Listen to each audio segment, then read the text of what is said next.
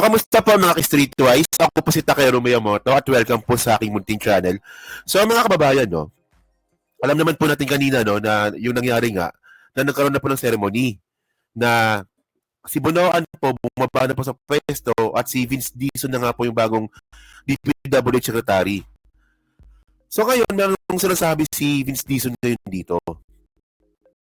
Ano nyo to Oh. Anomalya sa flood control projects ng dating admin kasama sa investigation. Okay. Tandaan nyo itong investigation na ito mga kababayan sa DPWH po ito. So hindi po ito sa House, hindi rin po ito sa Senate. No, ito po yung investigation po ng DPWH. Malamang nga kay PBBM nga rin to Oh. So sabi dito okay, wala po tayong choice dito. Sabi ni Vince Dizon to Sinabi ni Department of Public Works and Highways, Vince Dizon nakasama sa investigasyon sa umano'y anomalya sa flood control projects ang mga nasimulaan nung nakarang administrasyon. Actually, fair ito, di ba? Itong mga problemang ito, matagal na ito. It stretches even way earlier than 2019, 2017, 2016. Sabi ng kalihim. Tiniyak ni Dizon na makipagtulungan ang DPWH sa bubuing independent commission para imbestigahan ang mga proyekto. So ngayon, malinaw dito mga kababayan, kasi tandaan natin yung pag-upo po ni Vince Dizon dyan po sa DPWH, ibig sabihin nun, meron na siyang access sa mga papeles. May mga access na po si Vince Dizon dun po sa mga paper trail na nangyari pong nakawan sa flood control.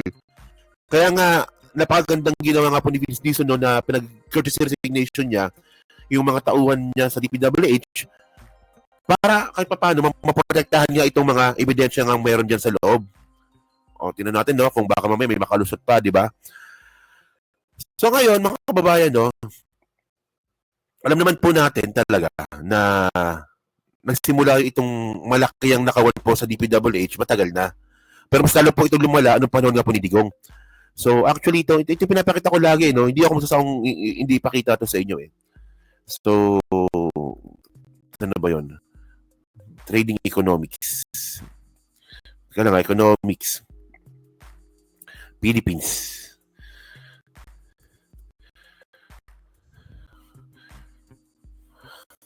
Teka lang. Ang gulo ng spelling ko.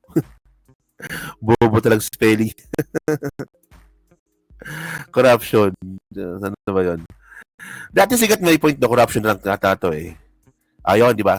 Ito lagi-lagi na pinapakita to sa inyo Pero at least hindi ako nasawang pakita to sa inyo kasi ebidensya po talaga ito na nung panahon po talaga ni Digong nagsimula yung talamak na nakawan po sa gobyerno. Ano ba yan?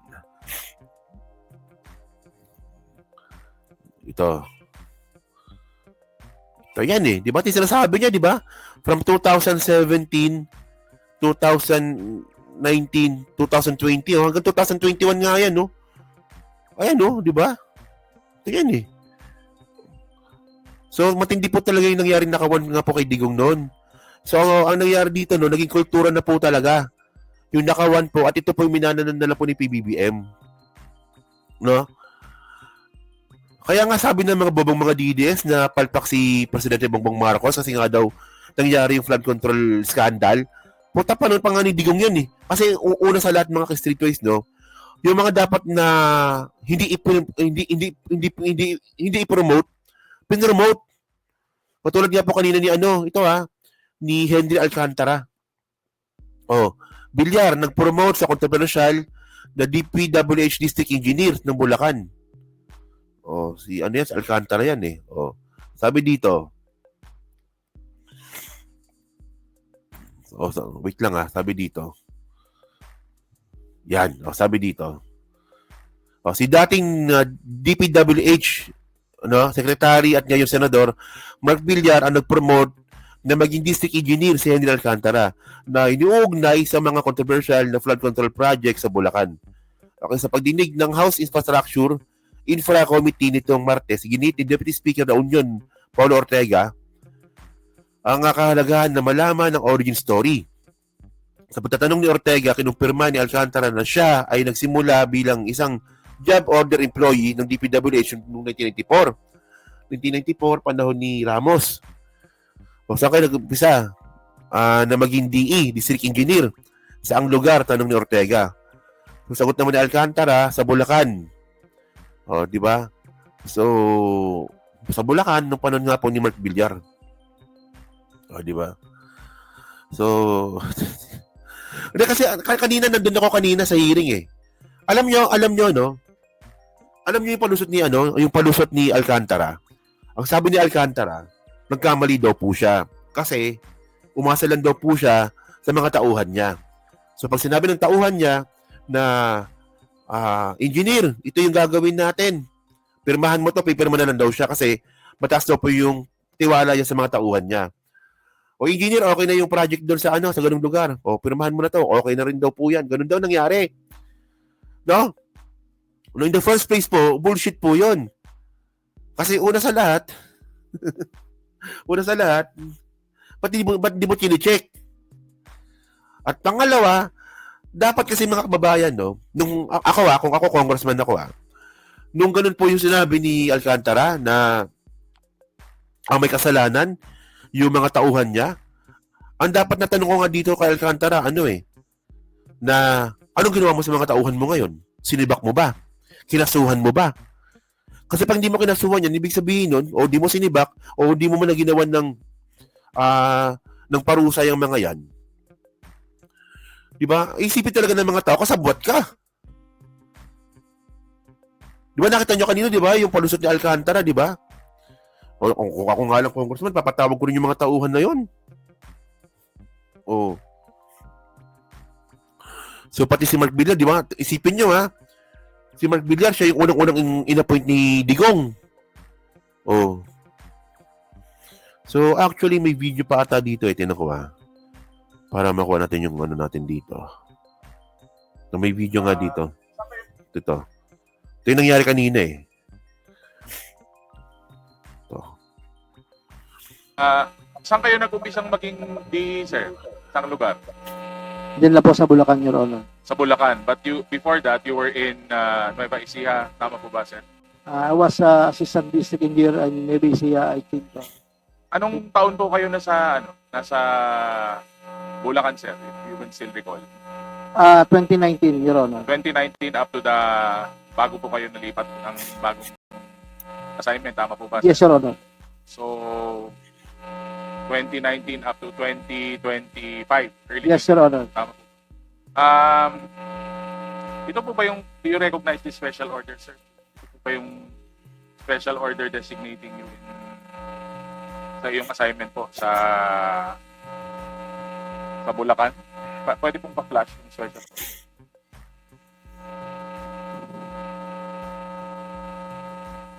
Secretariat. COMSEC is directed to flash the special order, please. Ayan. Mark Villar. Tama po ba to, sir? Yung special order na May firma si Mark Villar. project sa screen. Yes, Your Honor po. So, you started in Bulacan during the previous administration po. Under the Secretary Mark Villar and under the previous administration. Tama po ba? Yes, Your Honor, Mr. Chair. At ang presidente po rin noon, of course, siyempre, si former President Rodrigo Roa Duterte. And kailan po kayo yung exact date na nalipat po kayo ng region? June 16, 2025, 2025. Your Honor, Okay. Mr. Chair. Thank you, sir. Maraming salamat po. Mr. Chair. Mr. Chair. Just a quick interjection. Let us ask Congressman Tabayo. In line with the questioning of Congressman Chua and Congressman Momo, kanina, pinagit ni Congressman Chua sa kanya kung lahat ng mga responsibility niya ay nagagawa niya. Sabi ni District Engineer MD Alcantara, masyadong marami, di ba? Kaya na, sagot mo, masyadong marami yung pinipirmahan mo yata yung ginagawa mo na hindi mo na kaya. Ano ba yung pagkakasagot mo? Hindi po, marami lang pong dumadating na papel po sa Maraming dumarating na papel sa'yo Your Honor. na yung iba ay hindi mo na talaga pinag-aaralan. Pinag-aaralan po, but sabi ko nga po, Your Honor, I base my signature on the reports and signature. Kanina, binanggit mo rin na at District Engineer Alcantara na yun ang kakulangan mo. Ano yung kakulangan mo? Pakipaliwanag mo nga sa amin, ano yung kakulangan mo? Ang binabanggit ko pong kakulangan ko ay yung kakulangan kong puntahan po yung project dahil nag-rely lang po ako dun sa mga nakapirma pong mga tauhan ko. At tiwala po. Hindi lang kakulangan yan, malaking kakulangan yan, hindi mo napupuntahan. Sapagkat mandato mo rin, Hindi nga kakulangan yun kapabayaan nga yun na-monitor yan tama? Yes, Your Honor. Hindi mo napupuntahan dahil may tiwala ka, correct? Yes, Your Honor. Tignan nyo ha. Ayan. Ibig sabihin, kung ilang mga proyekto hindi mo napupuntahan, wala ka napupuntahan proyekto. Binanggit po kanina, meron naman po akong napupuntahan. Kanina, binanggit yung mga proyekto mo na hindi pa tapos Ibig sabihin, lahat ng mga proyektong sinabi ng ating Pangulo na hindi pa sinimulan pero nakalagay completed na, hindi pa tapos pero nakalagay completed na, kasalanan yan ng district engineer. Tama ba ako? Mali. Yes, Your Honor. Yun pala naman dapat talaga kasuhan ka. Tama?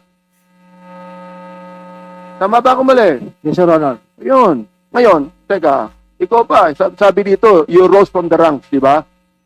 Yes, Your Honor. Kailan ka nagsimula sa DPWA?